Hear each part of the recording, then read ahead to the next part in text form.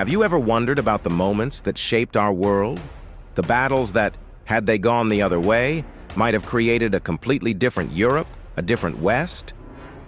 Today, we're diving into one such pivotal moment, the Battle of Tours in 732 CE. This wasn't just a clash of armies, it was a collision of worlds that would echo through the centuries. Let's set the scene. The early 8th century.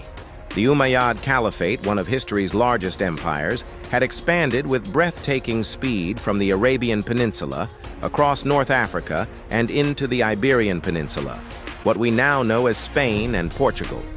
Their sights were set northward, across the Pyrenees Mountains into the heart of Francia, the kingdom of the Franks.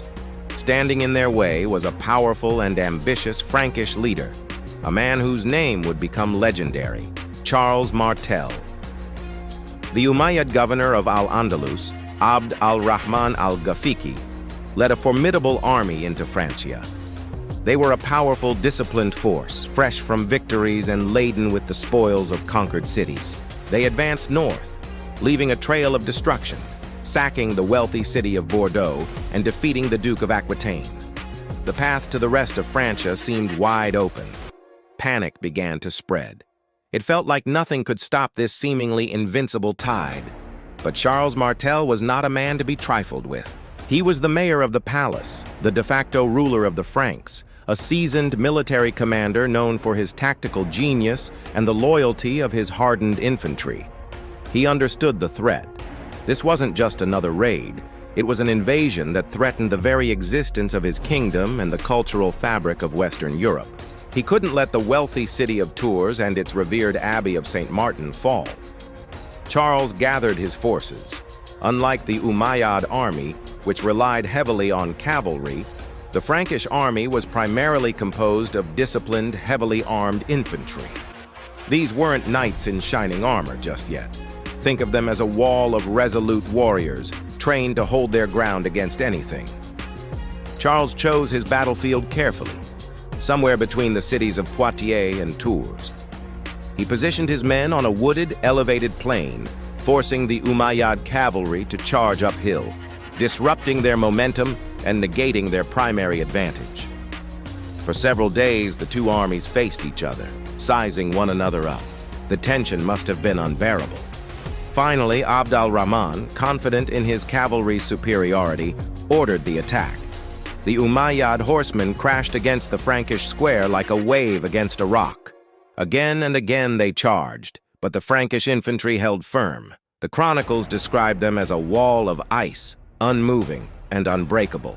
The battle raged for hours, a brutal and exhausting stalemate.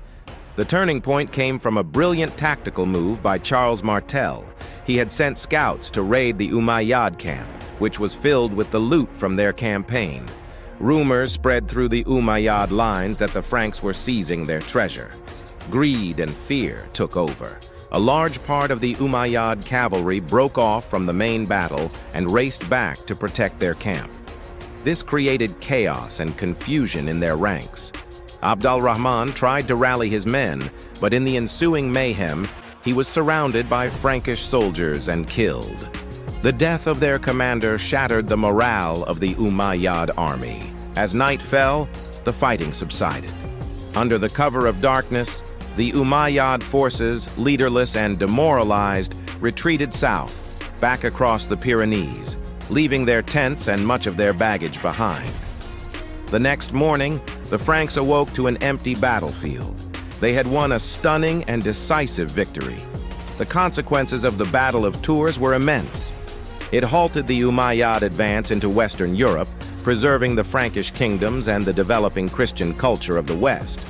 Charles Martel's victory solidified his power and paved the way for his son, Pepin the Short, and his grandson, the famous Charlemagne, to establish the Carolingian Empire, which would become the foundation of modern France and Germany. For his victory, Charles earned the nickname Martel, meaning the hammer. Historians debate the exact significance of the battle. Some see it as the single event that saved Christendom, while others argue the Umayyad force was more of a large-scale raid than a full invasion, but there's no denying its impact. It was a massive psychological victory that boosted Frankish morale and marked a turning point in the struggle for control of Europe. It demonstrated that the seemingly unstoppable Umayyad expansion could be checked.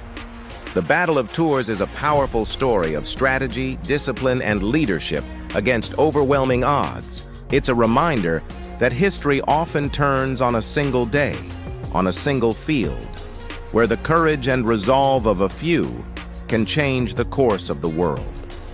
Thank you so much for joining me on this journey back in time. If you enjoyed this deep dive into history, please hit that like button and don't forget to subscribe and ring the bell so you won't miss our next adventure. Let me know in the comments what historical event you'd like to explore next. See you in the next video.